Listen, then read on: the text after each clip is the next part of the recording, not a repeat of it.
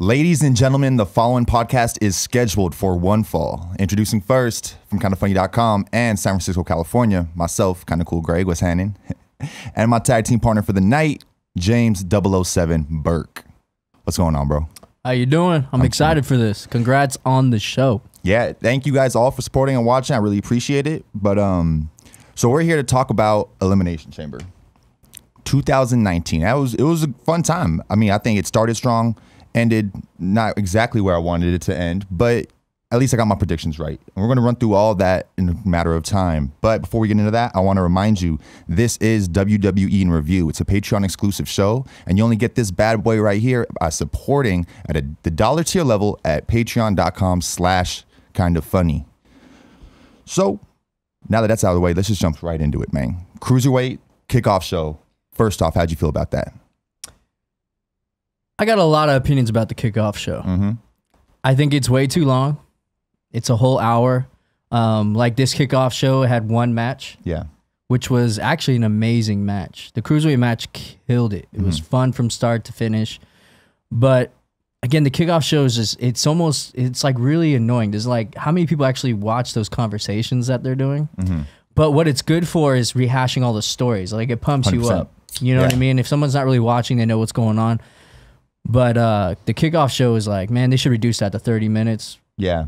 I mean, and maybe just make the actual match a part of the show. You know what I mean? At this point, I feel like it should be a little more scheduled. So like, even if you want to miss the talking part of the kickoff show, you can go straight into the match, you know, because usually they push it. It's like what, if they do have two matches, about 15 minutes before they jump in. But yeah, no, I agree. I think it is strong for rehashing. Like you said, like when I watch Booker T or Lita or like when they have any of the WWE legends doing it, I always think that's great, you know, because they're just going wild and you can see them a little more like uncuffed or whatever, you know.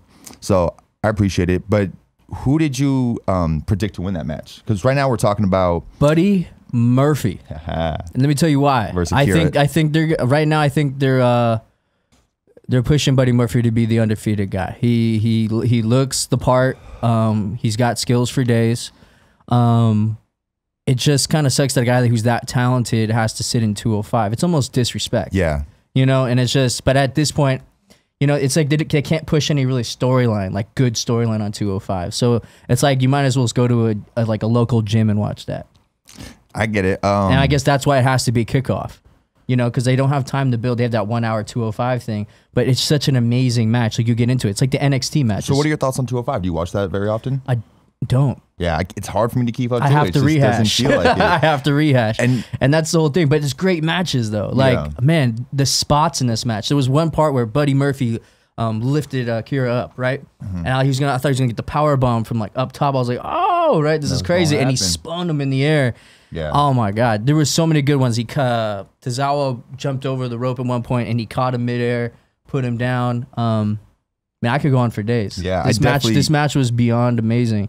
Like I enjoyed it the whole time. I was like so into it. Like it was funny because like I was like, oh, I'll just kind of watch this, but then all of a sudden the crowd was getting into it, like, and they were still walking in, but all of a sudden they were in it. Like you could tell they were like, oh, this match is what's up. You know what I mean? It just sucks that it's there. Yeah, well, NXT, and they have good entrances too. Like the whole thing, it's very NXT. It's like the NXT before we get to the main show.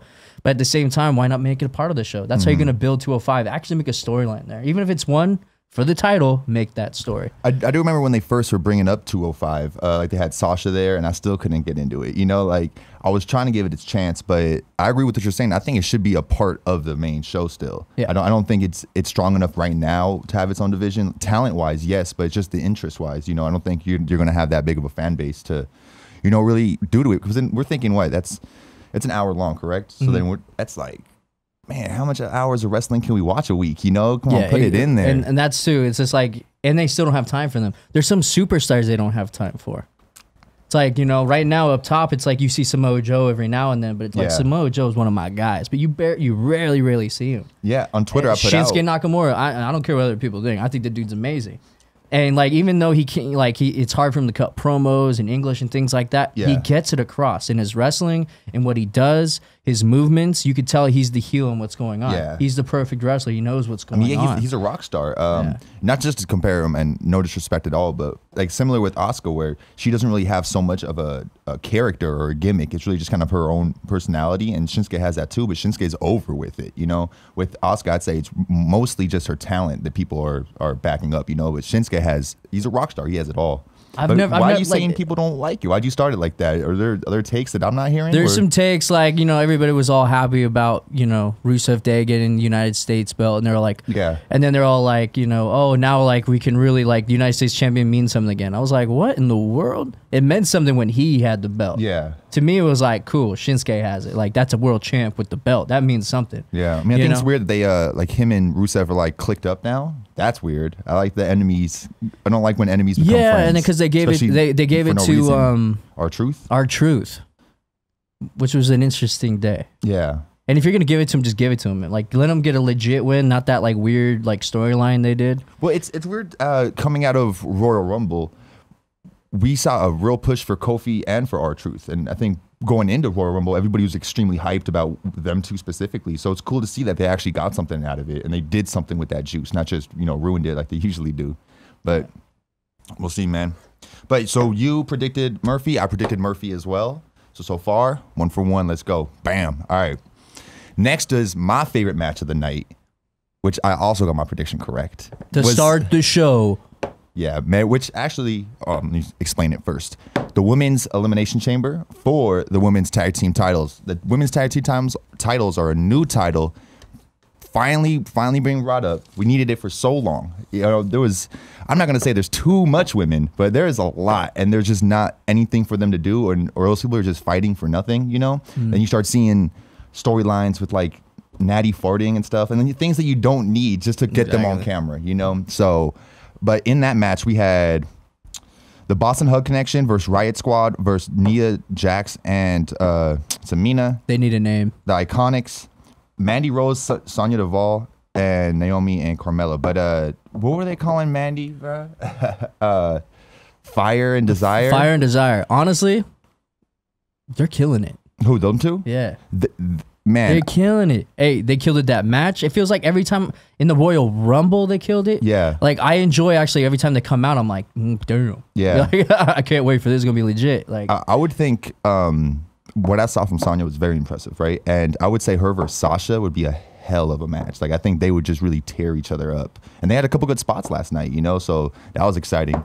But we got what we wanted. The Boston Hug Connection making history, man. Bailey straight out of San Jose and the Boss straight out of Boston. They need to give Sasha her own day over in Boston. She deserves it. A couple other champions like from Canada and stuff, didn't they have their own day when they won their shit? So, man, hey, Sasha, it's your turn. Hey, you know, and it's weird too. You know, some people were like, oh, well, it was so like people saw it coming. It's like, did you though? Because here's the thing, like, they totally deserved it. I put it up there because I was like, I hope in wrestling, like WWE was going to make the call. But you know what everybody thought also is maybe they'll win it at WrestleMania because that will mean more. But I thought what meant more was to be the first to 100%. Win it. That was history. Everybody that was saying that they shouldn't wait for that Mania moment. I'm like, that's why. Like, that's absolutely unnecessary. Going into WrestleMania as a champion is dope too. Like, we're not, you know, it's not like you have to win it there. But I do want. But I did get worried they might pull that. You know, I did get worried they might pull that, and so there was, you know, I was like, man, you know, you never know. They're trying to build this Fire Desire thing. I could see them winning, but more likely the way they've been pushing Tamina and Ajax, I was like, they could definitely win this because they're unstoppable. You know, the Iconics have been, look at that tag team. They're perfect. Their characters they built. I mean, the way they wrestle to their characters. Yeah. They got it down. I love the Iconics, but I was truly shocked at the amount of support they had. Like, people I really trust, you know, like my friends or whatever that I really see are into wrestling, they were like, oh, Iconics got it. I'm like, you guys are tripping. Who I really thought the only people that had a real chance, I thought Fire and Desire were going to be first out off that. So it's crazy they made it. I said first out for sure was the Fabulous Glow. Oh, yeah. Because let's look. With all that all drama. of them are actual teams. Yeah. The Fabulous Glow was kind of like, all right, so we ran out of people. Yeah. But you know what I mean? But they had a fun entrance, and it was like, and they had their moment. They came out, they did their singles thing. They didn't do any team stuff. You notice that? So it was like, because they're singles people. They're not like, I don't know if this is going to carry on. If it does, that'll be interesting. But, you know, they both did their thing and then they got knocked out. Yeah. And like, there was no chance for them to even come near that win. Yeah. No, I agree with that. But Fire and Desire, though, the way they've been on fire, that's second. I was like, you know, I don't know if they're going to be around. Maybe. But, you know, knowing WWE and how they go over looks and everything like that, you know, I was like, Mandy Rose might be up there because of that. That's just the way WWE is. But Tamina, man, she deserves it. She hasn't had that. And she did her father's move during the Bro. match. She did her father's move during the match. Jimmy's book got flew. I was like, ah. Yeah, like I don't hate Jax as much as everybody else, and I think that has a lot to do with. I was at WrestleMania when she won her first belt, so I'm always like, all right, I gotta roll with her. You know, I was there for the history, but. Even without that, like Tamina, I really feel like is a beast. You know what I mean? Like she could really do some things, and she's not too over. Like she doesn't bury people. Well, yeah, Nia Jax does. That's the whole thing. Yeah. They're a good power duo. Yeah. And they're selling them right. The way they went about the match. So here's my thing about this match. So people don't get. People are like, oh, it's full of some botches here and there. The beginning looked kind of sloppy because it looked like they didn't know how to start. Okay. I was like, you know, and in the beginning they kept talking to each other, like, oh, do this. You saw them talking to each other. It was like, oh, come on. Yeah. You know, but out of nowhere it just started picking up. You know, and they started doing their spots. And what I noticed is how everybody started playing to their spots and their characters perfectly. Like Nia Jax and Tamina. Like the way everybody had to try to attack them, they just blew everybody up. The way they were like slamming the Iconics like fence to fence, and the Iconics like did their character thing and kind of hit out. It was pure entertainment. It was wrestling at its core. They actually nailed the storylines so well throughout the match. Yeah. Like I was really into it. Like oh, like you know, like they didn't kill it. You know what I mean? Like no one looked back. Like come on, like that's their character. Like how are you gonna put them out like that? Everybody had their moment and nailed it. You know, and I was like, who do you that think's was going good. after it next for the belts? I have no idea. I don't know what they're gonna do. You think they're gonna keep this Fire and Desire thing going, or is that just I mean, I just got to see who's gonna challenge first is the big one. I don't know who that's gonna be. You know, like I said, it depends who they want to push. Who do you want them to see face the Boston Hug Connection at WrestleMania? I mean, hey, I'm always down for a Trish Stratus and Lita comeback. I don't think that's in the plans. That would be amazing. Down. And like, you know, people say, oh, there's too many talented people to bring back the old super. It's never too late to bring back the old superstars. Like, if you're going to bring the WrestleMania, that's old school and new school fans watching. You got to make everybody happy. Like they know what they're doing. Are you going to WrestleMania this year? I am. So we're both going. Let's go. I didn't realize. That's dope. Let's do it. Yep. But, so yeah, I mean. Who would you want to see him? I mean, that sounds sick. Trish versus Lita. Yeah. I mean, Trish and Lita versus the Boston Hug. I don't exactly know Bailey's connection and like who she looks up to and everything, but I know Trish is one of them ones for Sasha, they both do that. Yeah. They both. Yeah. So it's like so that's like a huge thing for them both. You know, even dope. then, she's like just too soft for me, man. I can't get over. You notice like all the pins in the tag team match too. All the pins were like very teamwork oriented. And Naomi was alone when she got. So she didn't look weak. They just kind of got double teamed in a second. Well, yeah, it was like it was good like double team work for every finish. Like when Tamina and Nia Jax had their finish, the way they put them out was great. The way they got taken out was great. You know, how'd you feel about Sasha's the bank statement to the leg? Bailey to Bailey? I was surprised they kicked out on that. Oh my dude. Was it a kick out? I was like, they broke it up. They broke it up. I don't think it was a kick out. It was they broke it up. But like I was like, yeah, I thought it was rap right there. You know, that was fun. And then they had a little moment with Sasha and Bailey because last year they like betrayed her and kicked her down, right? And then this year she helped her up, right? It was like, all right, you know. But they killed the storylines of all that. Yeah. And for the first time, the announcers killed their job. What I don't like about the current announcers is like. Before like even like the announcers always picked sides. Yeah. But they always sold the character that was in the ring. The new announcers sometimes don't do that. Like they make fun of the character or they downplay the characters, right? And like what their like, you know, strengths are and weaknesses are, like they downplay it. So it looks like a joke. I love Corey Graves. I think he's like one of the best announcers. And now he's caught up in World War III. Man.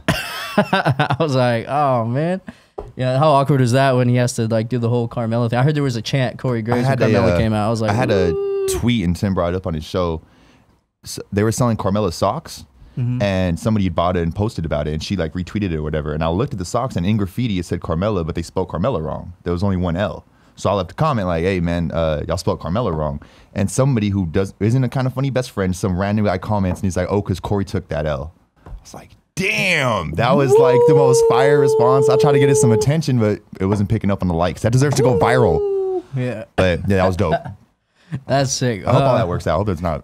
You know, it's always sucks to hear something about like that. But Carmella's cool. She's like the opposite to me of and then Asuka. Carmella's like home wrecker status. You're like, oh no, come on. But yeah, but I like Carmella because I feel like she has just so much sauce. She's getting and so better. much charisma. She's getting better. Like the moves she nailed in the match were like, okay. Yeah. Like, you know, like I remember when she first had the title, it was like,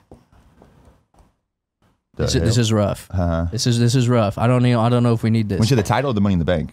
Remember the Money in the Bank? That's when I was like not a supporter. When she got the title. When she had the title, I was already kind of on Team Carmella. I was like, yeah, she's cool. The Money in the Bank thing is when she had what's his name with her. I hated the dude with no chin. Ellsworth. Pervert, right?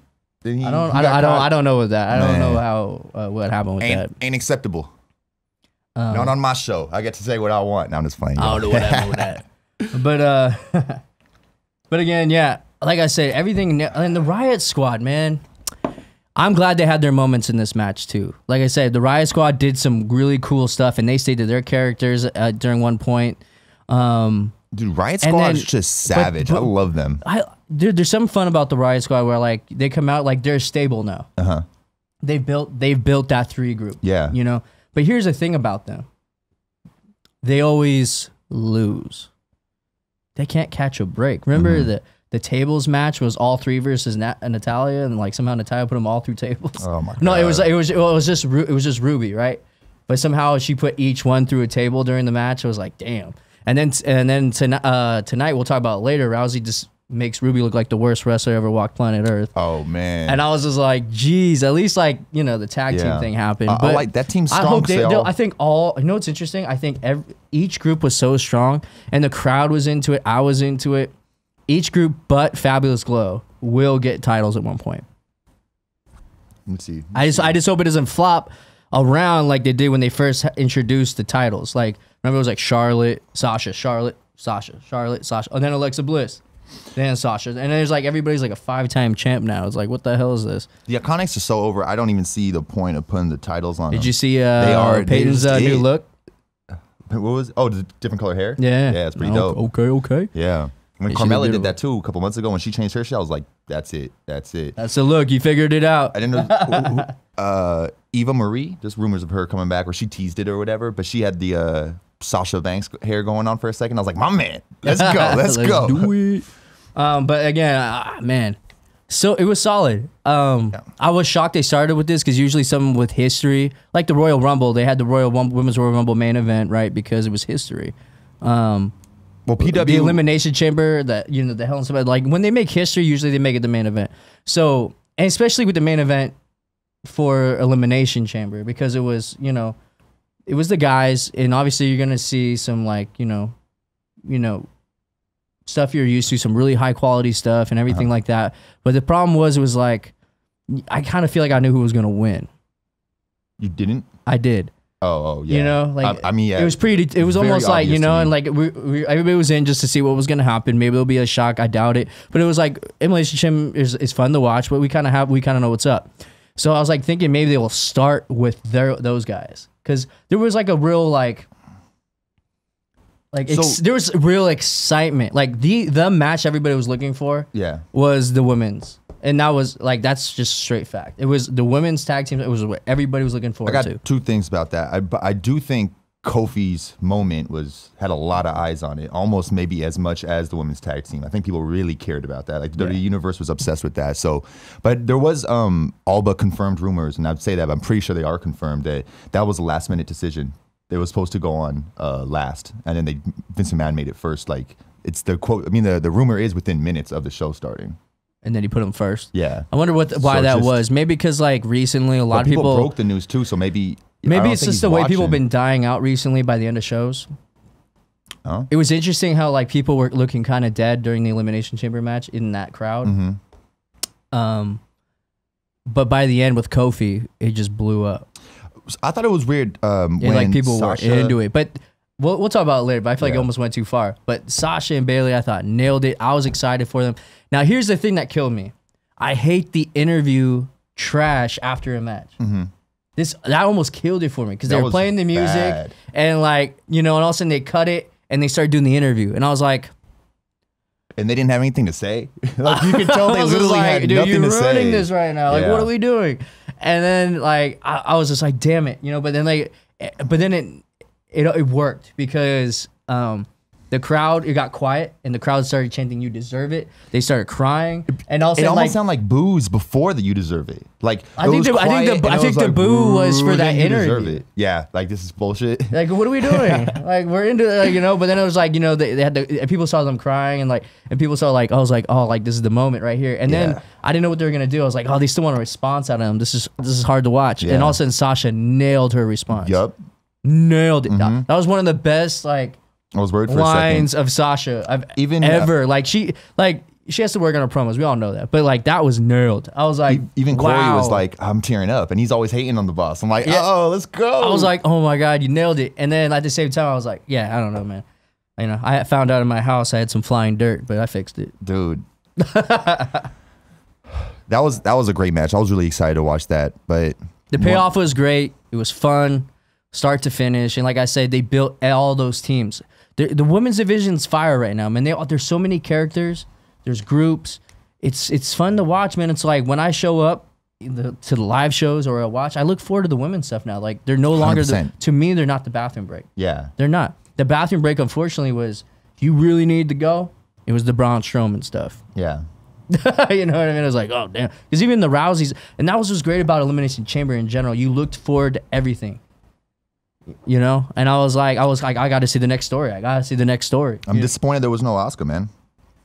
I don't think they know what to do with Asuka right now because she beat the man.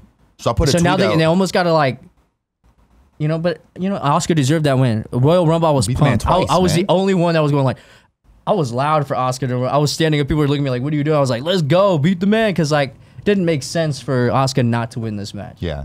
We all knew what was happening with Ronda. Make Asuka look strong. She deserves it. She won the Royal Rumble last year. That Charlotte Flair loss was why? WrestleMania. Let's go. And I was pumped about that. And then they nailed it by bringing Royal Rumble back to win the Royal Rumble. It was Charlotte shows she doesn't need to win a Royal Rumble to main event. WrestleMania, she just show up and then they put her in the main event. So it kind of is what it is. I don't think that will be the main event. We'll talk about it later. No. I'm talking about just in general. You're talking about the triple threat? Yeah.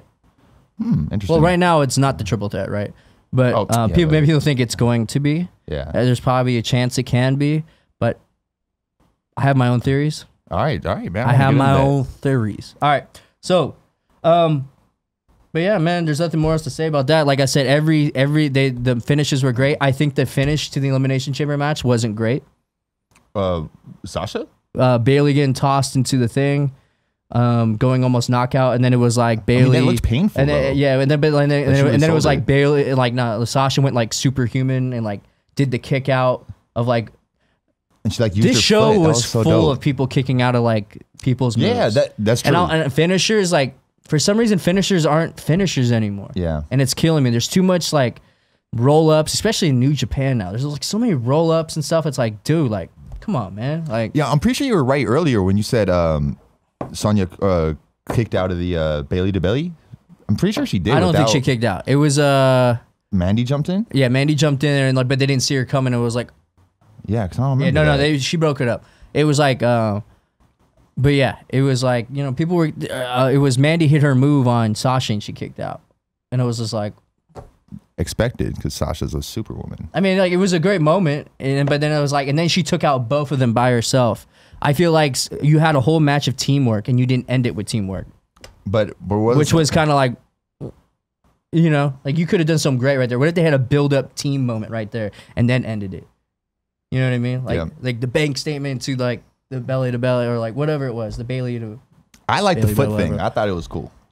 The whole weird bank statement to end it, with her injured shoulder or whatever. She had to do it. Yeah. I thought but it maybe all that's made sense. During the match, I guess. I don't know. It was but I mean overall cool, but I feel that ending wasn't very team like it usually is. It was But maybe that's the thing they build later. Like, Yeah. oh, I have to carry you, Bailey. Like, I always have to pull it out, you know? But I do And then they have their 100% huge fight agree later. saying they shouldn't have had that interview. I think that kind of took away from the moment. They should have just had like a post interview in the back, show some pictures or something. Too many awkward interviews now. Yeah, keep like, it I on don't. social They're media. trying to be like MMA and boxing. Yeah. It's like, no, stay in your lane. No, like you have your own formula that works.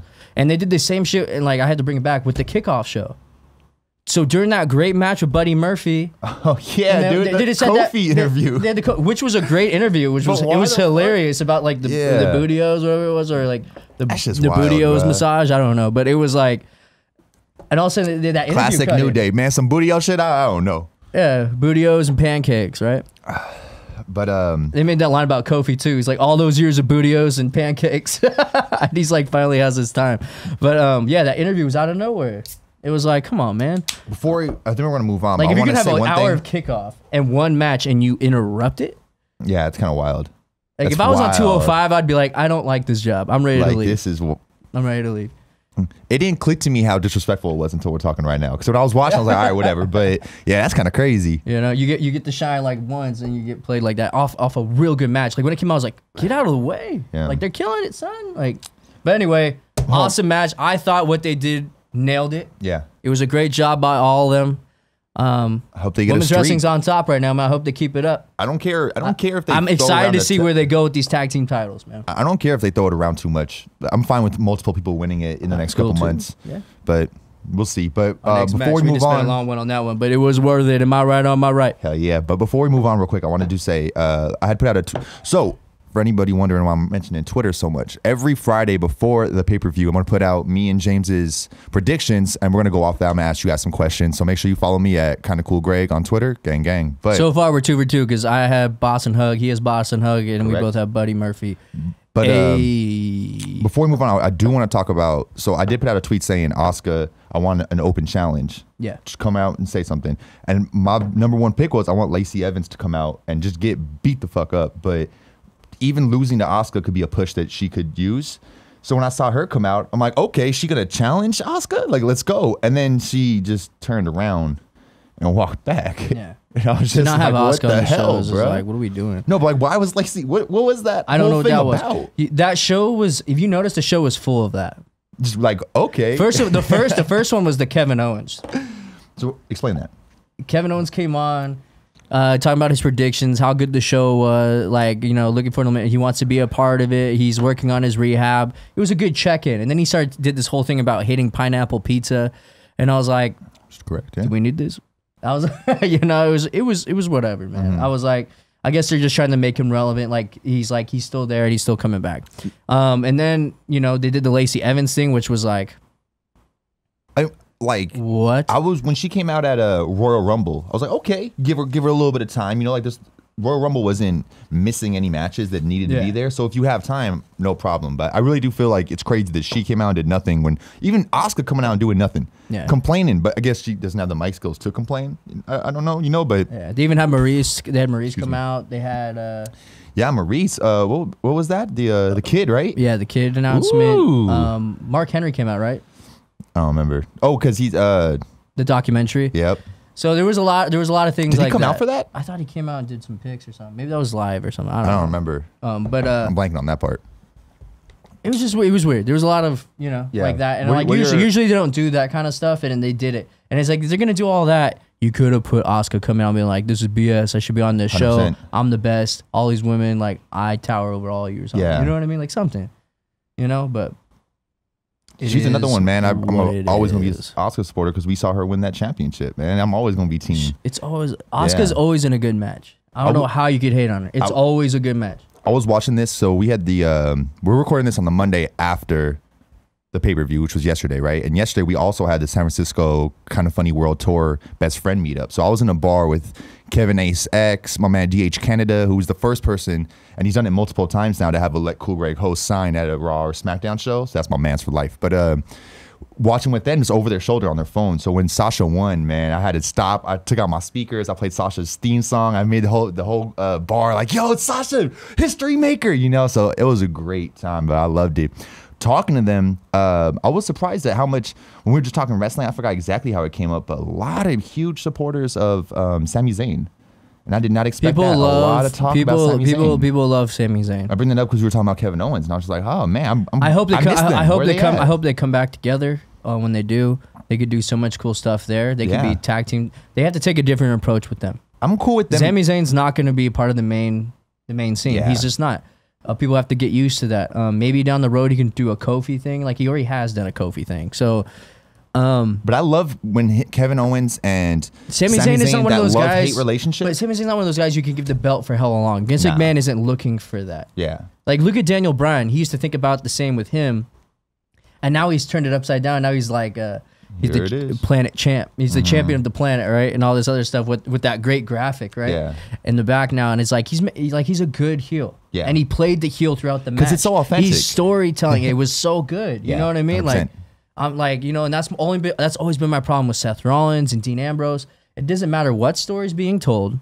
It doesn't matter what's happening. They put on the same exact match every time, and that's just like. Do you remember how much they hated each other? Remember which one would we watch? Man, I want to say it's like Payback or something, but we were in San Jose. Remember we watched that pay-per-view? Payback 2017, I believe. No. We were there recently. With Kurt Angle was there. He popped out for that Baron Corbin thing. Oh, it must have been just a Raw then. Nah, man, it was a pay-per-view. I just forgot which one it is. Because we only did TLC. In 2018, I went to Elimination Chamber, WrestleMania. And it was TLC. Before the Royal Rumble. It was the first time we all went together. Oh, so TLC. That was in December. It was TLC, exactly. Yeah, TLC. I should have said I'm sitting on the TLC chair right now. Noobing it. But remember the Seth Rollins Dean Ambrose match? It was like they built it up as like a I hate you match. You know what I mean? And then all of a sudden, like, they started off and they just, tie up. Well, yeah, and then Dean Ambrose. And this match, it was like, what are we doing?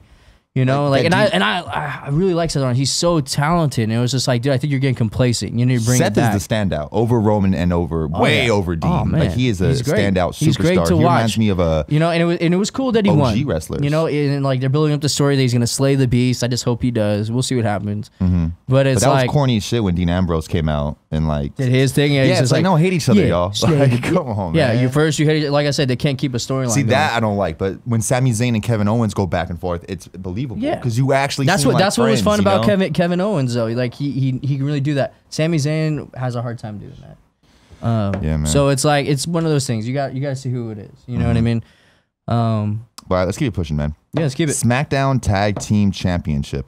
Shocker. Shocker. I want to say I'm really happy that Sasha won this Tag Team Championship too, because now I keep saying tag team and it's reminding me of something like I've never did the whole like graffiti tag team thing. I should have been on that. That should be my shit. So now it is for life, man. I might have to get the championship tatted on me or something. But SmackDown Tag Team Championship, the Usos, San Francisco, what's up? Versus The Miz and Shane McMahon. Before we get into this, I want to say I think The Miz probably is the best on the mic. I love watching The Miz, man. Yeah, every time if I'm watching live and his music hits, I'm like, yes, this is about to be entertaining, dog. Like there's like and like he's gotten so much better at wrestling too. Yeah, he gets constantly better. Like full package, and he's one of those guys. He sells what the storyline is at that moment. Yeah. When he's scared, you can see it in his eyes. When he gets mad, you can see it in his eyes. He always kills it. When he brought out Maurice, I was just kind of like, who the fuck cares? Like, that's a weird one. Like, Lana deserves her own fucking entrance. But I'm like, what the fuck? But I like Maurice, once they had the announcement, I was like, yeah, this makes sense. And they also have their own show. You said you like Maurice? Well, now, she's become like a household name again. Like, like they have their own show. Yeah. They have all this stuff, so she was going to get a pop. And she was also around. Like she was a top star back then too. So I mean, it was one of those things, you know. So they're having another kid, and it was great. And then what was funny about that is like it didn't like at the time I was like, okay, that was cool, and now it all makes sense. The whole father-son angles and stuff. Because now he's all pissed off. He's embarrassed because he put it out to his family. The match was for his family, for his new kid, for Maurice, all of them, right? And they lose. Yeah. And now he's just pissed. So I wonder where this is going. Like, do you think it's going to be like him turning on Shane and they're going to have a match? But is that something you really want to see at WrestleMania, Shane and Miz? And if you do, like, what kind of match do you even do? I'd be okay with it. Like, yeah, it's not something I want to see, but like, I'm definitely, there's a lot worse things they could do with Shane and The Miz. You know? Exactly. But I thought maybe they would keep the titles to WrestleMania and then lose. Yeah. So I want to say this is the first prediction we both got wrong. They built like a good story with that. Like you were enjoying it, and they quickly turned it off. So I guess it turned into like, hey, for the Royal Rumble, because the Royal Rumble is a bigger thing. Let's have these guys win, build the story, and then we'll shut it right back down. Yeah. So now the Usos have it. I don't think that will continue. Well, if it does, maybe it goes one more pay-per-view. Because what is their team? Best in the world or something like that? The best. So is that just to add to the whole like let's hide CM Punk's dynasty, whatever legacy? No, that was just their own thing. Yeah. Well, no, I mean like I feel like the first time Shane won that whatever it was the title, it was. You're not thinking it's 100% just to bury the CM Punk shit? No. I think it was different. That's wild. But that's interesting. You bring that. I've never thought about it that way. But I don't think. I think that's the only thing CM Punk has besides. I think with the storyline they were doing, it made sense. But I still consider Chris Jericho as the best in the world. You know what I mean? Because from those crazy ass. And they're about to do Jericho Omega too. But hey, now I still put the GOAT of this shit, Randy Orton, man. The GOAT of this shit. Before Randy Orton GOAT, there's Rey Mysterio. So Rey Mysterio will always be above Randy Orton. That's not even a debate. Nah, man. That's why there's GOAT shirts going around. When Ray won the title, it was just Randy awkward Orton for everyone. Stayed his like legend killer ways, maybe. Now he's just an OG in the game, man. And now he's just an OG. I loved him with Bray Wyatt too. I appreciate he's just OG in the game. Come on, man. Where is Bray Wyatt? That should be Randy Orton, man. But so this is the first one that both of us got. That's the great one. Yeah, nah. He's before Randy Orton too. Stuff. Maybe. Before what he did out of the ring, out of ring work, yeah, but in ring, nah. R. Kelly. RKO's killing all these guys. Wild, bro. But hey, I'll put Randy Orton over R. Kelly. For sure, bro. I appreciate that. So this is the first prediction that we both got wrong. It was, and then I just didn't see it, man. I thought they were gonna keep that going. They had all the momentum, and it was a good match. And this is what I don't understand. Like even watching, I was like, yeah, Miz and Shane got this. The way they were setting it up, doing all the big spots. And this is what I don't like again.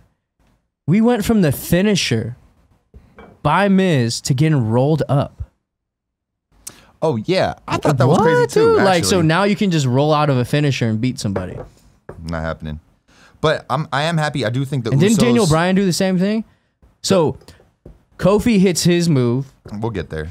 Okay. You want to wait? Well, no, we'll get there. You're right. I'm hopping all over the place because shit just pisses me off. You know what I'm saying? Because now you're shotting. Nah, well, because we lost. Is that what you're saying? Yeah, you have priorities because you a grown ass man and shit. But me, I gotta teach tomorrow. I just show up to kind of funny and I get drunk as hell. You know, that was my priorities. So for every one I get wrong, I'm gonna take a shot going forward. All right. So I got 2 wrong in this pay-per-view, I believe. I'll do that next time. Here's my first shot to the gang. That a boy. You can buy these shot glasses. I'll do that next time. Kindoffunny.com/store. If you want a little smiley face shot glass. But I'm gonna be honest, very surprised the Usos took it. I think the Usos are the shit. They got like some drama. I'm not gonna go too much detail about it because I didn't even read the report, but I retweeted it. Something about one of them tried to fight a cop or something. Yeah, he squared up on a cop. Whatever, don't care.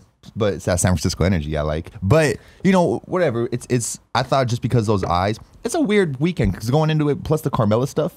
A lot of off-camera drama going in. I didn't think they wanted attention on the Usos, so why give them the belts? But I do think Usos, heel Usos, shit. Usos is one of the best tag teams of all time. Period. And people will be like, wait, what? They are. They're 100%.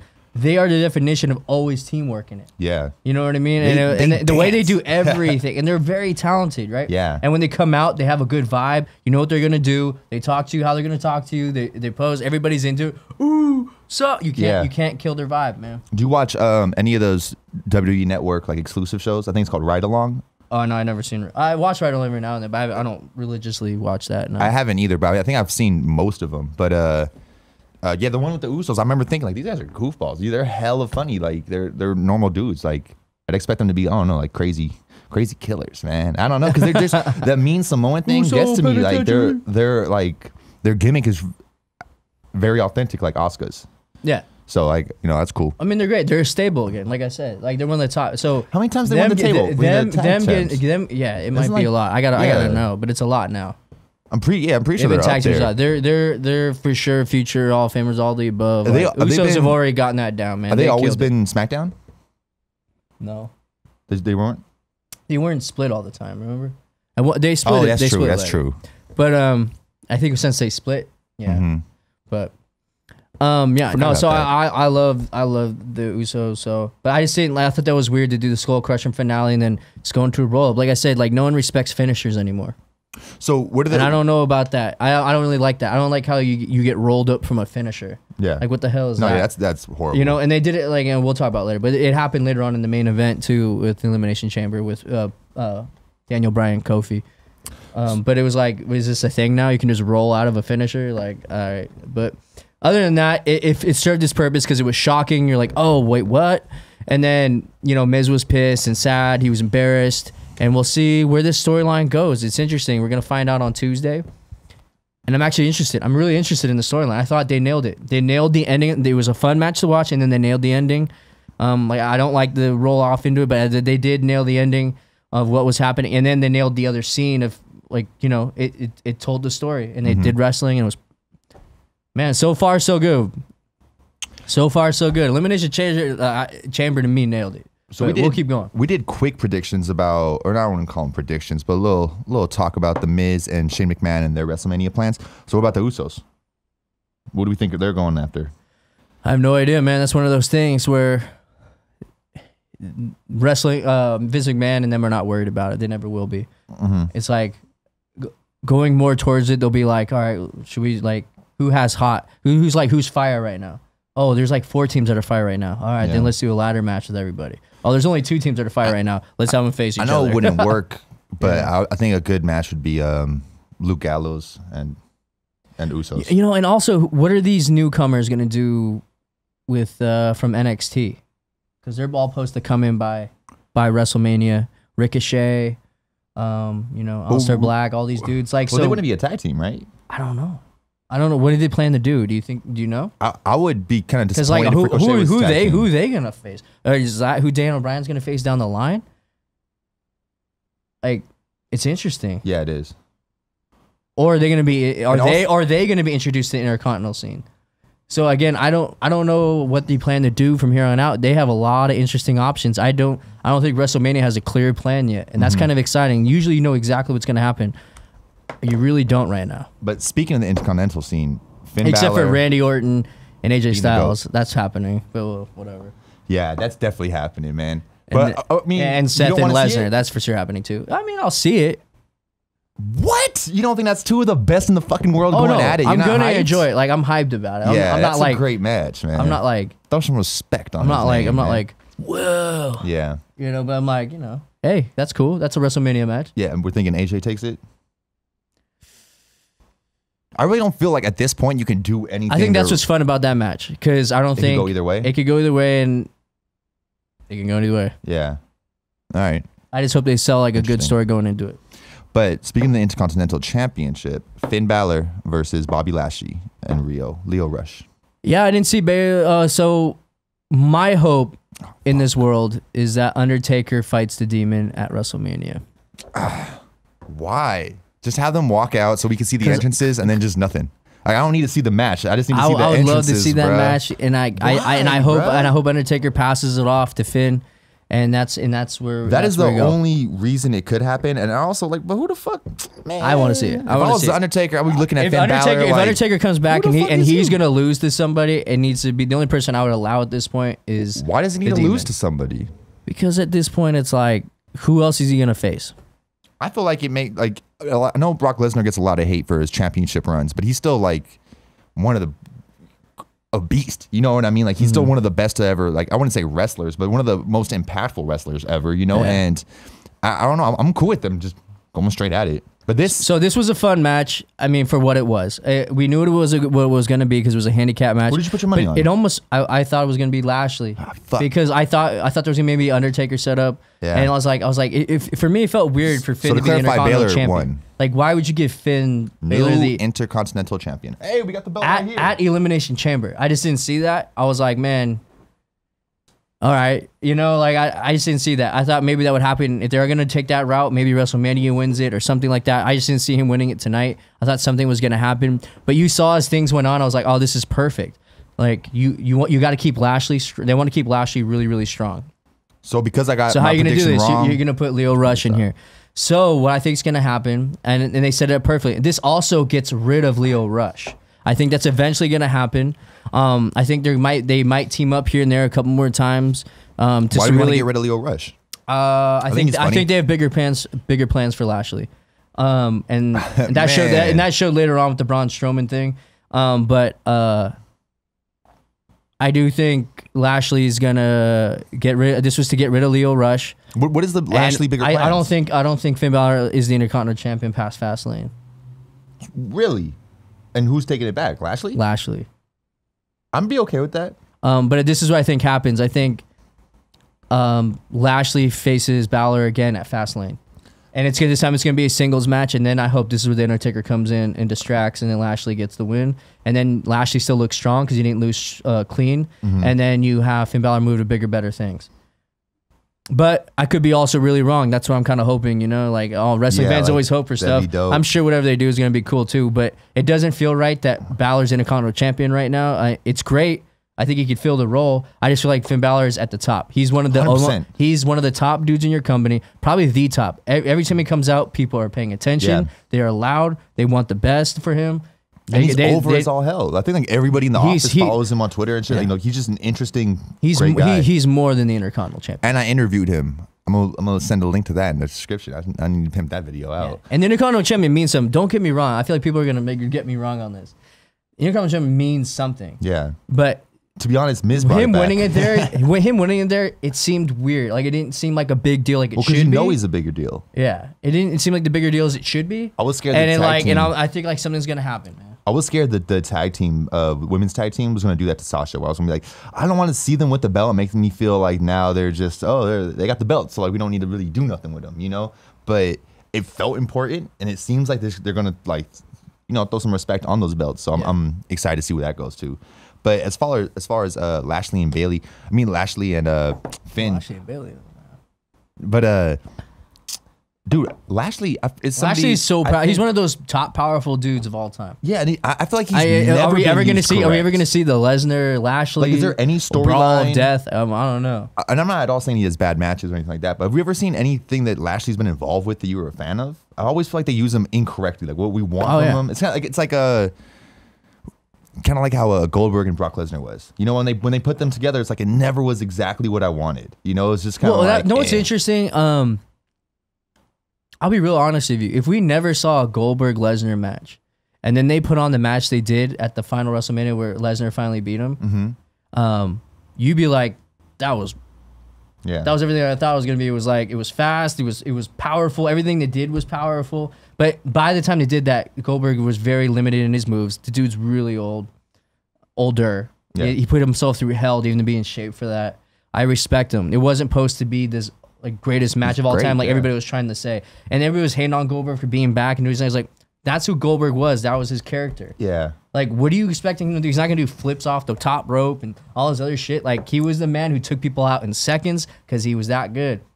The first time he used to do crazy stuff like push people in the air and catch them and flip them. Yeah, hell yeah. And then into the jackhammer thing, bro. And he did that to Lesnar during their first match. Like, Goldberg had some spots in their first Lesnar match. Just nobody was into it because they got pissed off. So somebody was into it. The same guy that has the DVD right here, bro. I love that shit. And Stone Cold was a special guest. I loved the whole thing of it. I just wish the crowd was more. They would have got into it, but they got mad at the crowd at one point, and it killed the vibe. Yeah. And then the crowd was up with them, right? Like they were. Yeah, both they were pissed because they were both leaving the company, and they knew it. So they started giving him shit during the match, and they knew it, and they were like, "Screw you!" And it turned into a. You know, it happened a little too late. But the right man won the first two times when Goldberg. I thought maybe Lesnar would squash him the second time or something. And I was a pleasant surprise when Goldberg won the second time. Yeah. I loved everything about it. That was perfect Goldberg storyline and their history. Looking back on it, it definitely is nice. You know what I mean? Like, look back, I'm like, actually, that was enjoyable. But I remember living through it, I was like, this kind of bullshit. Man, and the way it happened was just like, because everybody was so like, oh my God. But like, if anybody was going to do that, it was Goldberg. And nobody has an issue with that. Well, some do, but it's like they were expecting too much. Yeah. Like, don't.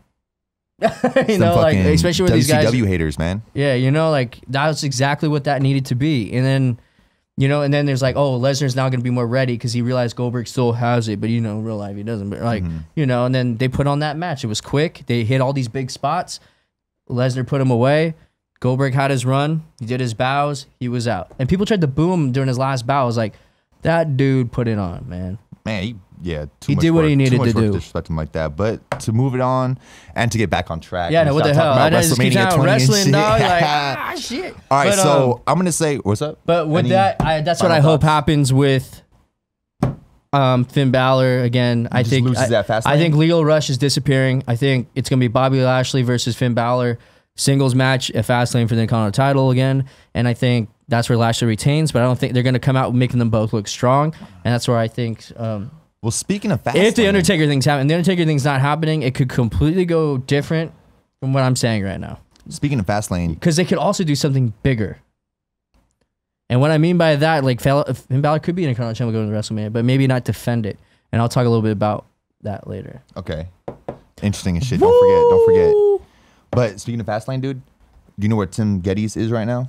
Where? He's at home watching Elimination Chamber with Gia, who asked him to fucking watch it with her because she wants to watch that and Fastlane before WrestleMania because we're all going together. Because like first of all, I was like Gia was like the hell of defending like wrestling and everything, going like, oh, it's about the stories, it's about all this other stuff. I was like, out of here. Huh? No, I was like, get your ass out of here, man. And they're like, Tim's like, yeah, this is awesome, and she's like, so we got to start watching Raw and SmackDown. Yeah, and we got to watch all the pay-per-views. I was like, yes, you do. You should watch it. And I was like, you don't have to like completely hardcore watch it. Like I just have it on and I'll do my work. Yeah. You know what I mean? If some popping comes on, I'll be like, oh, and I'll pay attention. You know what I mean? It's hard to watch for 3 hours. Well, straight. I'm excited because they're invested in NXT wrestlers. Like there's like 2 or 3 different ones where Tim and Gia are like, oh yeah, we like them. That's the Ricochets and all that. And I think Casey something is from some reality show they like. So I'm like, all right, man, let's go, man. Anything to get Gia and them more into it. Tim's like, you don't need to do that. I was just like, you do. At least watch the pay-per-views. I'm excited, man.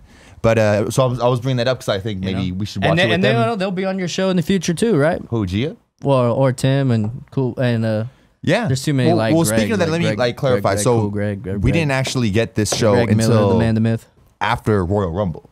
And the original plan was to have all of us talk about it. Me, you, Tim, Greg, Kevin, Andy. You know what I mean? Like just have the guys, maybe not that much, because I don't even have that much mics, but you know what I'm saying. But I decided against it because I just thought maybe bring them in WrestleMania. I want us to get our feel for what we're doing before, and I can't imagine. I think Tim's gonna start crying if he hears me do my intro, just because he's proud or some shit. So I just didn't want him at the table. That's great. That's great. That's what you need to do. No, let me get get the rust off or whatever, but then jump into it. So let's keep it pushing. This next match, woo! Ronda Rousey, Ruby Nobody Riott. knew where it was going, man. It was the most like, who's gonna take it? Who's gonna win? Is Ronda gonna tap? Nah, hell no. This was the most one-sided shit I've ever seen in my life, bro. First of all, I don't think there's one person on planet Earth who's like, Ruby Riott's got this. No one. Literally no one. Come on, man. So, first of all, we all knew Ronda was going to win. It almost felt like a waste. If this match went past 10 minutes at the same time, I would have been like, yeah, I'm good. By the way, Ronda Rousey's ring entrance.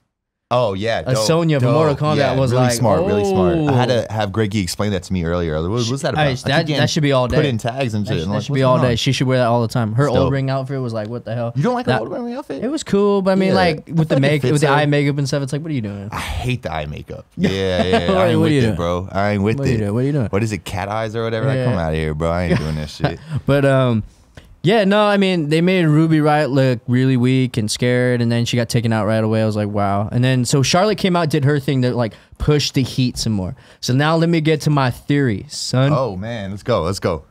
Okay. What I really want to happen, but I don't know if it will. I don't think it's going to be a 3-way at WrestleMania. They're building this Becky Lynch, Charlotte thing really hard right now. They're also building this injury really ridiculously right now. Really randomly, man. I had to talk to Joey about it. I was like, nah, that shit's fake, man. I don't fucking believe that shit. But I think something's going to happen where it's going to be Charlotte Becky at Fastlane. And it's going to be for the shot against Ronda Rousey. I'm cool with that. And I think, obviously, Becky wins. It's going to be Becky Ronda at WrestleMania. Now, this is what I hope happens, and that's why Asuka wasn't there. I want Asuka to challenge Charlotte. Oh, now we have our 4 horsewomen holding the 4 horsewomen. So what happens is Becky, because right now, Ronda's I'm getting too excited. That shit ain't finna happen, Ronda is beating all the 4 horsewomen but Becky. So we're at a point right now where it's like, damn, so what if they go to the WrestleMania, it's Becky versus Ronda, and the 4 horsewomen help Becky beat Ronda, take her out.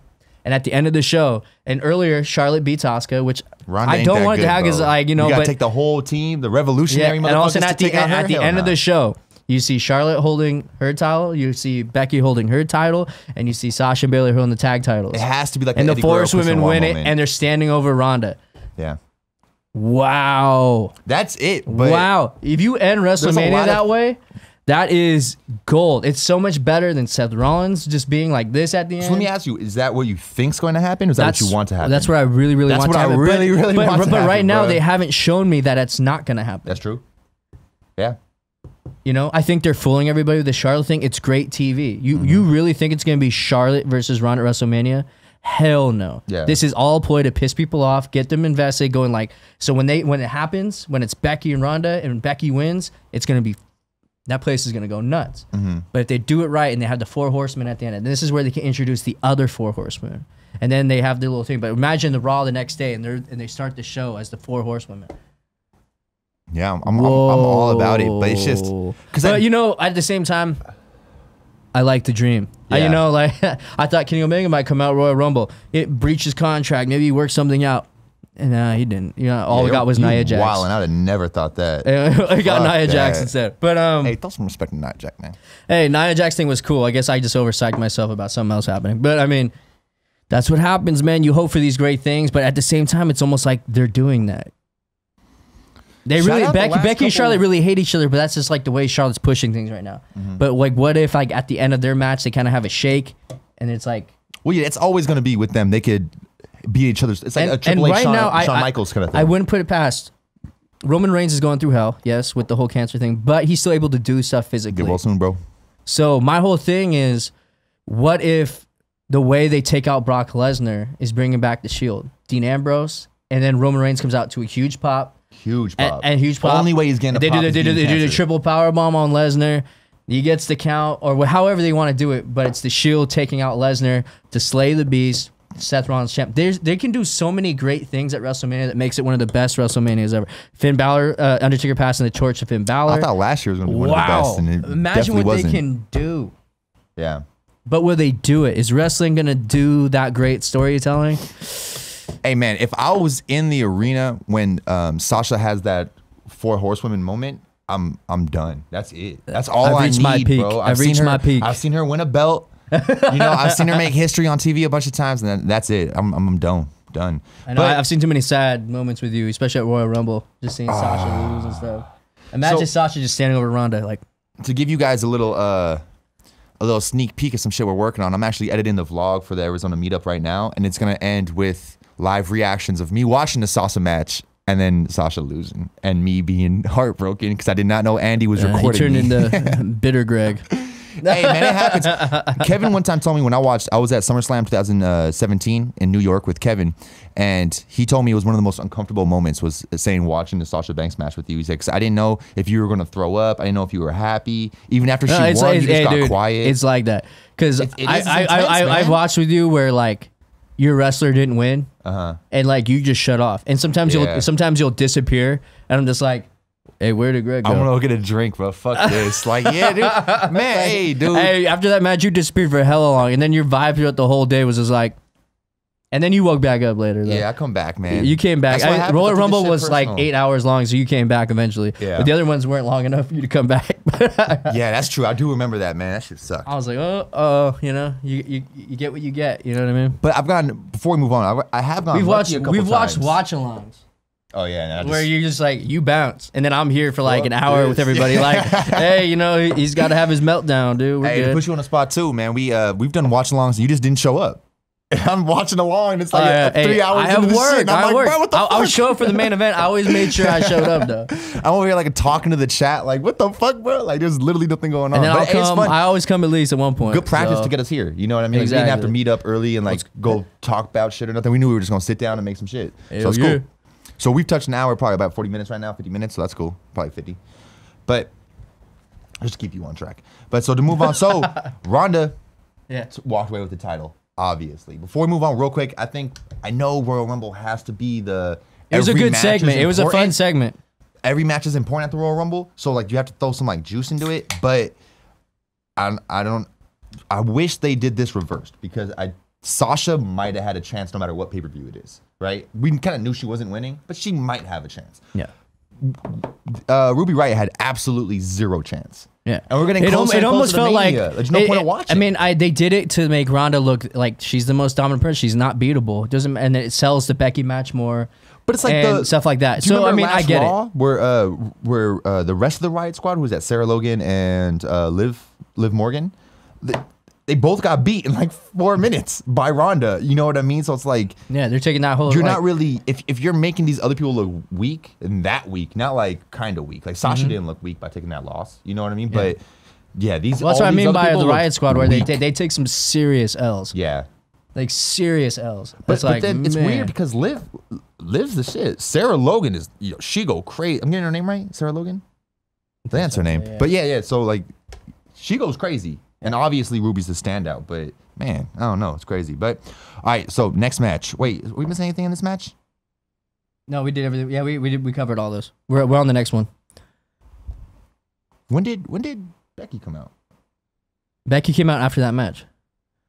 After Charlotte. And she beat them. She beat both of them up with. By the way, when Becky beat up Charlotte and Ronda after the match. After this match, right? It was after that match. Oh yeah, so and that's what I'm saying. They're really milking this. Like that knee injury looks like they're like, come on now. So what did you think about Becky coming out? Did you see it come in? What's going on with that? Yeah, I saw it coming. They're gonna obviously do some big angle here, and that's what I think should have been it from the beginning. I think Charlotte should have came out, said her thing, then Ronda come out, do her thing, and then Becky come out. Explain it a little I don't more? think we needed the match, but at the same time, maybe you do to keep this unbeatable thing going. But it felt like a glorified Raw segment. It really did. And then they had to rush things to a point where they weren't even done leaving yet. And then Baron Corbin had to come out. And it was like, what in the world? Like, it almost looked like someone was coming out to beat up Ronda more, but it was just Baron Corbin coming out for his match. And I was like, this is weird. But, yeah, Becky came out and she throws... When did she come out? Like, explain it a little bit more. So Becky came through the crowd. Yeah, as soon as the match was over. Yeah, no, Charlotte got into the ring with Ronda. And they're about to have their moment, and then all of a sudden Becky starts coming through the crowd, and then they're both, because like Charlotte started off things. She came out first before even the match, and saying like her whole spiel, and then so Becky comes to the crowd. She has the crutches, and everybody's like Becky's getting her chance, and all of a sudden like Becky throws the crutches, throws one crutch at Charlotte. Charlotte goes to like catch it, and she uses the other one to start beating Charlotte down. Ronda's just like shrugging, like haha, like. That's right. Yeah, sucker. Yeah, and then all of a sudden, like, Ronda picks it up and look at Becky like, you ain't gonna beat me up though. And she's like, Becky puts the other clutch on. She's like, beat up Charlotte. Remember, Charlotte beat you up. Remember that? Charlotte did you wrong. So then Charlotte's like looking at Becky, and all of a sudden she goes to like scare Charlotte, and then Becky beats up Ronda. Now here's the thing. It was all well done. Yeah. But man, Ronda took shots. I don't know if that was planned, dude. Like Ronda was legit bleeding from the forehead. It looked like they missed a couple of times. Like she got hit in the face. Like I was like, oh man. And then afterwards, she saw she was bleeding. She was bleeding on the arm. She had bruises. I was like, y'all messed up. I was watching this. You can't be like bleeding all over the place like that, and to get hit in the head. Like, how do you apologize that for? Like, excuse me. I was watching this with a drunk. I don't want to say drunk, but a drinking Andy Cortez, who is not a WWE fan, and he was losing his shit. He was like, "Yeah, Becky, let's go, let's go!" Yeah, he loved it, man. Yeah, he was so into it. So that was hella fun. But yeah, nuts, man. I mean, it was a good segment. It was like a glorified Raw segment, but it was like. Do you think it needed to happen? The match didn't need to happen, maybe. Yeah, that's true. Yeah, the match really didn't. But I mean, at the same time, but it makes her look like unbeatable and strong. I don't. But I mean, you're killing the Riot Squad. You're making them sacrificial lambs. I personally do not think it makes her. It doesn't make Ronda look any stronger. I don't think any wrestling fan. I mean, everybody. Fans, it doesn't matter. I would have bet my life. You never know what wrestling's gonna do, but I would have bet my life Ruby Riott wasn't winning. No, yeah, real shit. I was real like, shit. Like. We'll get there, but it was more of a chance of anybody in the Elimination Chamber for the men's winning before Ruby won that. Like, that was not happening, man. But yeah, it was a random weird match. It made no sense, and it didn't serve any storyline. And then they continued with the storyline afterwards. It felt very raw. Maybe it felt very raw. On Raw, it was she beat the other two, Sarah Logan and Liv Morgan. If that was at the pay-per-view, I'd be more equipped with it. If she beat two people at the pay-per-view back to back or whatever, that'd be kind of something, but this was to me just a waste of time, and it was just a way exactly, I guess. But you know what, it'd been a lot worse if Becky didn't come out. You know what I mean? Becky didn't come out, there'd just been like, wouldn't have been worth talking about. What are we doing? So that's cool, man. It ended well. So let's move on, man. So we got Baron Corbin versus Braun Strowman. So this one's getting a lot of no hate. disqualification match. So this one's getting a lot of hate. Now, and a lot of people are maybe I haven't been on wrestling Twitter in the last. So a lot hours. of people probably wonder what I mean by the Triple H McIntyre setup. McIntyre, that's how you say his name, right? Yeah, McIntyre. All right. But here's the thing. Drew. And Bobby Lashley coming out. Have you noticed they keep it? So Triple H and Braun Strowman have beef. They've showed that many times. Braun Strowman's taken out Triple H many times now, and they don't like each other. They've built that a couple of times, and they're hiding it right now. When was that happening? It happened at Survivor Series. That's a while ago. Even before that, they've been beefing. Yeah. And I think Triple H was supposed to even face Braun Strowman at some point, but I think Triple H is now hurt. I don't even know. So there's a lot of different things going on. My whole thing right now is it doesn't make sense what's happening. Like the McIntyre and the So what is your idea with the McIntyre? Like, explain that a little more. So what I think Triple H is behind it all, and it's just not showing it yet, because everybody's like, "What's going on? Like, what is this all about?" You know what I mean? I think Triple H is having them do this. And that's how it's going to build into it. Because those are the two guys who could take out Braun Strowman. It makes perfect sense. Those are the two big dudes that can take him out. What are your thoughts on Baron Corbin? You like him as like a wrestler? But Baron Corbin, like I'm talking about, is with the Authority. Well, yeah. Right? I mean, it's kind of his character, right? They've had that moment where like, oh, like we're going to take you out, right? But they're still like, you know, he still dresses up like it and all that other stuff. Yeah. Like, everything he does still seems very much for the Authority, right? 100%. So I like old one and better. him always trying to take out Braun Strowman. And like they're that three, but it only happens every now and then. Like I'm sure when we have Raw and SmackDown come up, like you're not gonna see McIntyre or Lashley come out to beat up Braun Strowman again. If Baron Corbin and Strowman fight again, I almost guarantee that somehow that's not gonna happen.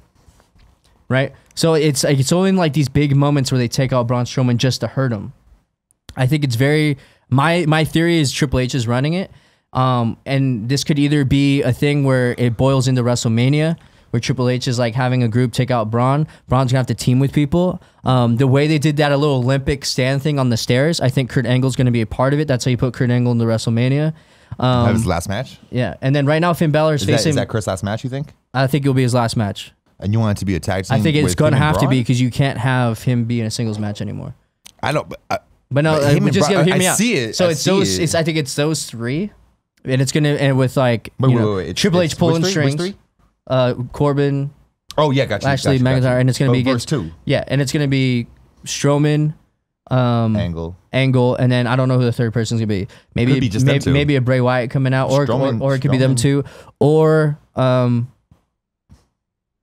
add a fourth somehow. I don't know how they're gonna play it. But the way they stood was like an Olympic medal thing. After they took out. I didn't notice that, but yeah, that's true. After they took out Braun Strowman, and that's been the build up too. Remember, Kurt Angle had his little thing, and he teamed with Braun Strowman to take out, you know. But I think Triple H is behind the attacks on Braun Strowman right now. And then if Undertaker doesn't come out to face Finn, I think Finn Balor is that third partner. Okay. Does that make sense? Yeah, but man, I wouldn't like that. I wouldn't like that either. But I think that they're building towards something around that area. That Finn Balor thing to me because right now it makes no sense. Is Bobby Lashley coming out with McIntyre to beat up? But even the Triple H angle to me is weird. Like I'm not saying it's a bad one. Like, that's what kind of really weird. And maybe Batista's not supposed to come until the following WrestleMania, but maybe he comes and maybe he's the third guy. Oh, bro. Nah, Batista versus Triple H. I want Batista versus Triple H. Fuck the bullshit. That's for the following year. So come back this WrestleMania and then do next WrestleMania? Or he just comes out, or... I don't want to see a tag team Batista Or it's match. or it's just Kurt Angle and Braun Strowman versus those three, and Triple H is watching it happen, going like, he's on the outside ring, like, because he hates those two. Yeah. Remember the following WrestleMania before that, what happened with Kurt Angle and Triple H? You're right. Triple H hates Kurt Angle. I forgot about that. Yeah, and they keep taking out Kurt Angle, and they keep taking out Braun Strowman. Triple H doesn't like either of them. That was Ronda's first match? Yeah. I didn't realize that. Okay, yeah. I'm a Ronda fan now. Now I was there for her first match. I gotta fuck with her. So if you really look at it, they haven't completely built it yet, but it looks like they're heading in that realm. And like maybe Batista doesn't come like in the match, but maybe he comes like to interfere. Hey, dude, Drew with Triple H, any angle, and Kurt Angle, so I'm down with that. Hell yeah. You see how it's like a big man match? Just to give him that or something. That I don't know. Or maybe the stipulation through all of it, if Kurt Angle, the Kurt Angle team loses, then Kurt Angle has to retire. I think your 4 Horsewomen take was a little more believable. This one seems like it could happen, but I don't know, man. It seems like a bunch of random shit. Well, it's random right now. Yeah. And that's what everybody's like, where is all this? I think if you really look at what's been happening with the Triple H stuff, he is behind these attacks, and he's getting these big men to do it. And he doesn't like Kurt Angle either, and that's why they keep trying to take out Kurt Angle. So I think that's the buildup with all of it. Oh yeah. I could be completely wrong, but to me it looks like Triple H is behind this right now, and that's the point right here. Mm-hmm. We'll see what happens. Triple H, man, first wrestler I ever met. GOAT. I know he's not like the greatest, but he's so good. Man. He is like unbelievably good, man. Triple H really deserves all the respect and when he came out and told Charlotte like to get the hell out of here, like this doesn't concern you, like I was even scared. I was like, oh shit, like this motherfucker just said what? You know, yeah, I'm all about that. For these epic ass entrances, how you gonna have a WrestleMania without an epic Triple H entrance? Oh man, come on. So who did you put your money on for this match? Baron Corbin. Baron Corbin. I won that one. Woo! That's where you beat me. So you got 5 correct. I got 4 correct. I got 3 wrong, so gotta take my 3rd shot. Get them out, put them down, here to that. So we're at an hour right now, I believe, just to keep you on track. Boom, boom, boom, boom, boom, boom. So let's try to run through these. Hey, nice pour job. Shut your ass up. Why you gonna call me out, man? I'm on camera, man. You ain't gotta do that. It is what it is. All right, so the next one is, no, skip that. I'm gonna let you take off because it's go time, bro. Where we at? We in the WWE Championship match, the main event of the evening. Hell yeah. Dude, so we got the WWE Championship in the Elimination Chamber. Daniel Bryan, who's the champion, going against AJ Styles, Randy Orton, Samoa Joe, Jeff Hardy, and Kofi Kingston.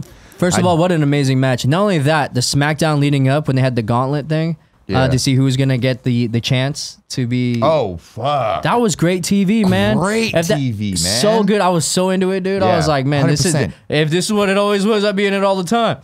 But yeah, man, great stuff. And then obviously Randy Orton won at the end after AJ Styles finally took out Kofi. Kofi was taking out everybody. And then the RKO out of nowhere. What great fucking wrestling. That was great wrestling all around. Some would say greatest of all time. That was just... RKO, bro. Negative.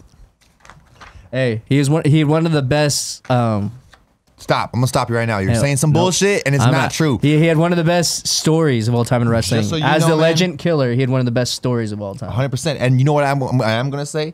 I really thought the Undertaker was gonna lose WrestleMania 21. I was too when he was the Legend Killer. I was like, and then when we went the choke slammed the RKO. Oh my god, dude! I couldn't even. Perfect storytelling. I love that one. I think is that the one where we got Triple H versus Batista? It may have been, yeah. I think so, yeah. So we were just talking about that. But Undertaker also beat Batista. Just so you know, man, I don't know if we're gonna need any of this shit, but I got everybody who's in this match, their career highlights, plus the order of who got taken out by who. Hey man, I don't know what Greggy prints for Games Daily. I'm just trying to copy. I don't know what the fuck's going on.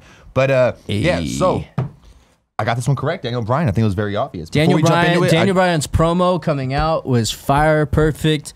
Before we jump into it, I want to say, I think something that shows you kind of like the background of wrestling. I thought for sure Daniel Bryan was winning because he just brought it in a new championship. So it's the same belt, but it's just his own twist and his own like style with the belt, and it's not eco-friendly. And it's not up for it's pure hemp, right? I think it's 100% I don't know. Hemp. I just know it's eco-friendly. Huh? It's eco-friendly. Yeah. So save the earth, cool Greg. Make it a better place, earth, man. I'm all about San Francisco, man. The rest of y'all get it. Bah, bah, bah. I think San Francisco about saving the earth. Huh? All right, but I thought for sure he's winning because you can't even buy that belt on WWE.com /shop or whatever. Would you really want to buy that belt? No, but what I'm saying is wrestling is selling T-shirts, it's selling gear, it's selling all that merchandise. They're not gonna introduce a belt unless the idea is to sell the belt. Yeah. If you can't buy the belt yet, the belt's gonna be there. If somebody wins the belt, they're not gonna have this hemp shit. Even though they did throw away the belt, 2 weeks ago on SmackDown or whenever the hell that was. But so they did throw away the belt, so you can't. I guess the champion, let's say AJ Styles wins, he doesn't really have a choice. You know what I mean? Like it's that belt or nothing, right? I mean, they didn't really throw it away. If someone else won the title, they would change it back. Huh? They would change it back. If Daniel Bryan lost the belt, they would change it back. Well, I mean, no, obviously it's not going to be the temp title forever. I get that, but he's gonna have to carry that one out. Yeah. I'm just saying, to me, I think it was a clear for sure because you couldn't buy it. Daniel Bryan's gonna be champ 100%. Going into WrestleMania. It's all about who's he gonna face. Well, so Daniel Bryan, which nobody knows. Does anybody really know who he's gonna face? Who do we think were real contenders? Obviously, the GOAT Randy Orton's in this motherfucker, but I'm gonna cross him out because I didn't think he was. I thought he had no chance. Randy Orton had absolutely no chance to win. Yeah. Jeff Hardy, no chance. No chance. Then I'd say, dude, Samoa Joe. I was like, chance only because he's Samoa Joe. It's because he's Samoa Joe and they always screw him. Him and Bray Wyatt are so good. I'd even say him and Bray Wyatt always lose. Yeah, and it just kills their thunder, man. So he's out. I put out a tweet saying, does Samoa Joe have any chance? And everybody's like, fuck no. Like, we love him, but fuck AJ Styles said no chance because why is that? Because if AJ Styles wins, you got to continue the Daniel Bryan AJ storyline, which wasn't happening. Nobody wanted that. Nope. I'll give you that. All right. But still, he's the face that runs the place, man. Like you can always, he's always in the. He's the face that wants that. I'm circling it. He's always in the title conversation. I'd say, AJ always. He's older now, though. He doesn't want to be around like that. Kofi, man, my only worry about this is his moment now. Yeah. So like he doesn't ever win the championship because this was his. Well, that's the whole thing. Kofi probably had the best chance of maybe pulling like, oh, that's crazy. I wish this didn't happen. But it wasn't going to happen. I wish it didn't happen. Tim came up to me and was like, no, I've read some things. I'm like, where did you read that at? He's like, GameSpot. I'm like, yeah, you know them motherfuckers, man. I know it. This is you and your homies talking about this shit. Yeah. Any real motherfucker, I'm not saying GameSpot, I fuck with them too, but like, I'm saying anyone really paying attention? Hell no, Kofi wasn't winning this shit, bro. No. Kofi wasn't winning. But you know, just like the Matt Maniacs. Hey, I love the New Day, all those dudes, you know. But hey, just like the Matt Maniacs and Mega Ran was saying, I don't think it wasn't Kofi's time, man. For this one, it didn't make any sense. It didn't make any sense for Kofi to win. It's 100%. Do you think because of the reaction Kofi got, though, he's in line to maybe go for the title at WrestleMania? Never. He did get a great reaction, but never. They ain't gonna do that. No. You think so, bro? I don't. Yeah, I don't. Right now, who is Daniel Bryan supposed to face at WrestleMania? Hey man, Daniel Bryan versus Kofi. We got AJ Styles, Randy Orton already. I would love Daniel Bryan, Samoa Joe, but they got to book it correctly. I'd give it to you if it wasn't WrestleMania, maybe SummerSlam or Survivor Series or Royal Rumble. Hey, Royal Rumble would be a good one. I think that works. WrestleMania, I know. Right? I fuck with Kofi, but they ain't punk Kofi there, bro. They ain't going. We're at a point where it's like, man, whoever fights Daniel Bryan, that might be like the start of the show. Oh man, because people just aren't interested. I mean, they're interested, but it's like it's not going before whatever Asuka does. I guarantee you that because they don't got no respect for Asuka. It's not going before Asuka. It's not going to go for Becky. It's not going to be before Seth. It's not going to be before the tag team titles. You know, but it's a fire way to start off the show though, because Daniel Bryan's a big character. So it's like, you know, I don't know who he's going to fight. He might fight one of the new NXT guys, Ricochet or somebody. Not happening. I'd give it to you, maybe Ricochet, but I feel like he should be in the maybe into being some Championship. crazy ass 4-way thing. Who knows? I want Ricochet in the. But I hope Samoa Joe gets some kind of push somewhere. Conversation. What is Samoa Joe gonna do? Samoa Joe is like Samoa Joe and Kevin Owens are like. It's just you watch them, you're like, nah, somebody that size can't move like that. How the fuck are you doing that? Like, it's great. It's and Samoa Joe just sells that. Oh man, can we talk about how disappointed I was when Samoa Joe was the first to go? Oh. Yeah, to be real, I didn't expect that, man. I didn't expect that. And you know, Jeff Hardy should have been first to go. Someone was talking to me. They were like, it was a waste of time how the Elimination Chamber started with Daniel Bryan trying to run away from Samoa Joe. I was like, that is perfect storytelling. What the hell are you talking about? You want to hate somebody, man? You run away. That from was the fight. Perfect. Yeah, that's and the way Samoa Joe got him and kept bullying him. 100%. I was like, dude, they nailed it. What are you even talking about? You know, and then Kofi I didn't was realize next. You're saying people, and then he nailed it. That Kofi, his spots during the Elimination Chamber, where he climbed up the first, and he got up to Daniel Bryan, who was trying to get away, and then they started chasing him, and then they pulled him down, and then he jumped on both of them. Kofi nailed it, man, and then his interactions with Daniel Bryan, awesome. Which I didn't like is this: Kofi lands his finisher, Samoa Joe out, 1, 2, 3, right off the bat. No, it wasn't even that. He got the phenomenal forearm.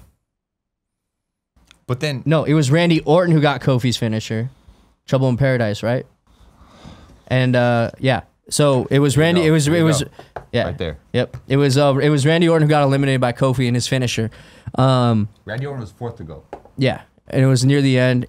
Trouble in Paradise. This went is the finisher. Trouble in Paradise. It was a really really quick match in a way. Let me put it this way. I was expecting more. For that many superstars to be in it, there was quickness. Yeah, Samoa Joe has never been taken out that quick in his life. What the fuck? Not everybody was in the match yet, and Samoa Joe got taken out with the phenomenal form after putting Kofi in the clutch, right? So he got kind of like jaw broke right there. Straight up, Samoa Joe would beat the dog shit out of everyone here. I would love it. That's like in a real bar fight, he would destroy everybody here, bro. So yeah, it was crazy. So yeah, he got taken out, and then so that was pretty early, and then Randy Orton comes in. He gets AJ Styles with the RKO. So it goes. The order of how they went in was first Samoa Joe, then Daniel Bryan, then Kofi Kingston, then AJ Styles, then Jeff Hardy, then Randy Orton. Yep. Jeff Hardy, same thing. He had his big spot, Swanton Bomb, dude, on AJ Styles as he was lying on the top. Oh yeah, that was the next elimination. And after he lands that, he gets up and gets kneed by Daniel Bryan. Done skis. AJ Styles goes for the phenomenal forearm on Kofi, and then he gets caught on the ropes by Randy Orton, RKO out of nowhere. And then later on, we get the Kofi hits his move, the Trouble in Paradise, and puts Randy Orton away. Yep. It's going very quick. Everybody has their spot, and Kofi, they're moving. You ain't champion, but here's the thing. You beat the GOAT, man. You pinned the GOAT, man. Man, here's the thing. They nailed it having Kofi last because everybody got into it. Because it was like, oh, this is crazy. What did they do have Kofi win? Maybe. Yeah, right? Maybe. So everybody got really into it. And of course, everybody's going to go to Kofi because everybody likes him, and Daniel Bryan's the heel. So it was fun, but I was like, there's no way. And here's the thing that pisses me off. So Daniel Bryan lands his finisher. There's the kick out. And then we have Kofi lands his finisher, who just pinned Randy Orton. And Daniel Bryan goes into a roll-up. That happened. Trouble in Paradise. As Daniel Bryan was running forward. Yeah. Trouble in Paradise. Knocks him cold. Goes for the pin right away. Daniel Bryan rolls it into a roll-up. I was like, why? Yeah. I don't like that. And it's a finisher. You know what I mean? Like, get a pin or something. Like, you shouldn't be rolling people up right away. Acting like he's like the Hulk. Yeah, you just took out. You just took out Randy Orton. Like, you know, it's just it's a weird thing. But like you said earlier, man, like the same respect isn't expected with these finishers nowadays. Like, you're not supposed to, like, you can hit maybe 2 finishers, you know. Yeah, now it's like and it's weird because now, like, you know, before someone landed a finisher earlier in a match, you're like, oh, what? This is over. Dude. Now if someone lands a finisher and we're only like 10 minutes in, I'm like, hear me out, you bro. don't even get into it. You don't even get into the count. You're like kind of like 1, 2, okay. Hear me out, bro. Like, you don't care. Fucking Finn Balor, right? I think it was Finn Balor. Am I tripping? I think it was Finn Balor. He got F5'd by Brock like 3 weeks ago, like 100 times. Do you remember that when they were ending it? I think wasn't it Finn or no? Who was it? Brock beat Seth. I'm tripping. It was Seth Rollins. And they did, bro. What he F5'd him like literally like 10 times. Yeah. No, bro, 3 tops, maybe 4. Yeah. But like, dude, doing it that much shows like you're not gonna kill him with it. And you know what I mean? I don't want to know that as a fan. I want to think a couple of those. It's a weird thing, man. Yeah. And they do look weaker. And in the match, it was the same thing. And he's the strongest guy. Finn Balor's match. He landed his move. Yeah, that's true. And he goes for the pin, and out of the pin, Brock Lesnar gets his submission.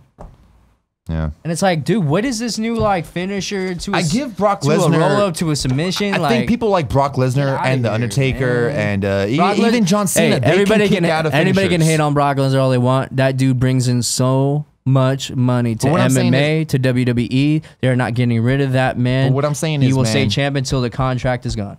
And he's fun to watch. If you don't like watching Brock Lesnar, there's something wrong with you. He's the beast. He's gonna go in there and he's gonna beat the dog crap. It's like, what can someone do to stop this dog pile beating right now? You know what I mean? Nothing. Not when it's Brock. There's literally nothing you can do, man. You gotta you know, you gotta send Paul Heyman some DMs, get on his sweet side, send him a couple nudes or something. That's why you were so pumped. That's why it was so shocking when Goldberg put him out, right? Yeah, 100%. It's that whoa, like, can because he someone knew take this is out what Brock? the fucking WWE universe really wanted, man. Yeah. He's like, everybody wants these 5-star like Omega matches. It's like, that's not what it's about, man. I'm trying to see superstars. And like, I hate to say this because no one's really a fan of the Hulk anymore, but look at Hulk Hogan and The Rock, dude. Look at Hulk and The Rock. Everybody knows what it is. Like, even when he used to be in his matches, like, Hulk is canceled. They played not on my show. The way they did the storyline and the way they do the matches, like, they tell a story. It doesn't matter how good they are. And you get into it because you know the story and you know the character. That's what wrestling is. You tell the stories in the match. And that's what usually New Japan Wrestling is all about, too. That's why those matches are so good. There's, like, story within the wrestling. When you get like normal wrestling matches that you would see, like let's say this, like we talked about Seth Rollins, Dean Ambrose, right? Yeah. At TLC. Man, I'm sorry. Watching live, I was like, this is boring the fuck out of me. Yeah. It was good wrestling, great match, but they didn't tell the story. I was like, I felt like I could have went to my local gym and watched that at an amateur match. Yeah, like practice. I could have. That's where I could have watched that match. That's not what we're doing here. That's not what we're doing here. You know? So that's my whole thing on that. You know what I mean? I hear you, man. We're touching an hour and 20 minutes, so I almost think we're gonna call it. Hey, you gotta love it, man. That's wrestling. It doesn't care how much time it is, you know? It is what it is. Yeah, it is what it is. There's a lot to talk about. I'm saying. Patreon exclusive. I'm sure y'all, the Kind of Funny best friends supporting. They don't give a shit. Favorite match of the night? Easy. Boss and Hug. Hands down. Boss and Hug connection. I do think they had the match of the night though. Hey, did Kofi and Daniel Bryan run too long after everybody was eliminated? Nah.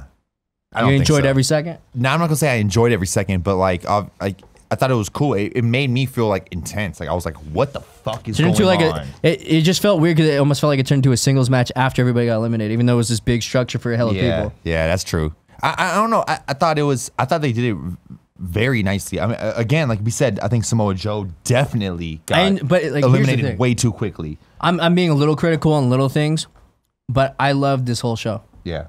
I don't usually can say that. No, respect to lately Kofi the show's been kind of fire, to be man. honest, man, I think Samoa Joe is over most of these guys. I'm a big fan of Samoa Joe. I hope so at some point he's the champ. Yeah, he should have been last. He should not have been first. To me, he can headline WrestleMania, not have been first, man. Hey, That's screw it. crazy. Let's put it together. Samoa Joe, AJ, Samoa Joe, Daniel Bryan. Ain't happening. WrestleMania. Where's Bray Wyatt? Where is he gonna come out? It's gonna be Bray Wyatt versus Samoa boom, Joe. Boom, boom, boom, boom, boom. Main event at WrestleMania. Fuck boom, nah, boom, man. boom, boom, boom. Huge shout out to my people over at Strong Style Brand. All right, these are people I've rocked their hats, I've rocked their shirts. I don't have them on right now, but my first interview I ever did with Shane McMahon, I was wearing his hat, and he even said, "Hey, Strong Style Brand." Like he recognized it off the top of my head. You know, they've been Kind of Funny best friends forever. Strong Style Brand, you guys are the shit, and they are such Kind of Funny best friends that they are offering a free pin and a free shirt for every episode I do to a Kind of Funny best friend. I don't know the logistics of how I'm allowed to give away things because this is a paid for product and there's weird things about that. So leave comments and I'm gonna talk to Tim and decide how I can choose a winner and have it legal, and we're gonna get you that. So make sure you leave a comment on this YouTube page, this Patreon page, anywhere you can comment, and I'm gonna get back to you guys. So that's Strong Style Brand. I'm gonna have a link in the description just for y'all. Huge shout out to them. But and also let us know what you think too, and what you think of everything, and what you want to add, what you don't want to add, all that stuff. Yeah, 100%. You know, hey, this is the show's for you guys. We enjoy talking wrestling. We'll answer questions, all the above. This is what we love to do. This is really, really fun for us. 100%. Joey creeping in her head, but what we're gonna do right now is I'm gonna say, we're about to close out, but I do want to remind you guys, leave comments, let us know what you're trying to do. This is we're forever trying to better ourselves. You know, we don't know exactly what we're trying to do. Maybe we should start breaking down Raw and SmackDown of the month. You know what I mean? Like the spots, you know, people have talked about favorite Elimination Chamber. You know what I mean? What do you guys want? Let us Bring know. in our favorite Elimination Chamber of all time or something. Exactly. You know what I mean? So like, let us know what you guys want, and we're listening. And I'm going to be reading absolutely every single comment. So make sure you do that. But until next time, James, this was a goddamn slobber knocker. It was fun. By God.